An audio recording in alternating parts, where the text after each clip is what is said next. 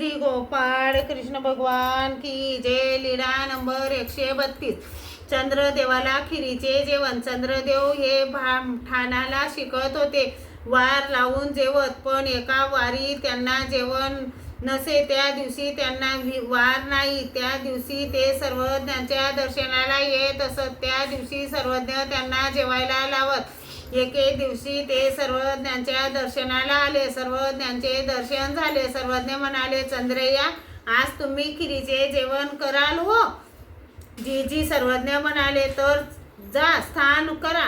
हो जी. म्हणून गंगेवर स्नान करायला गेले. स्नान करायला गेले येत होते. त्याच दिवशी एका बाईकडे श्राद्ध होते व तिने ब्राह्मणांना आमंत्रित केले होते, परंतु श्राद्धाशी संबंधित विधी कर्म करण्याचे ज्ञान त्या ब्राह्मणांना माहीत नव्हते. ती बाई गंगेवर स्नान करायला आली तेव्हा चंद्रदेव तिला रस्त्यातच भेटले. तिने विचारले, बटिका, तू श्राद्धाचा काही मंत्र विधी जाणतोस का?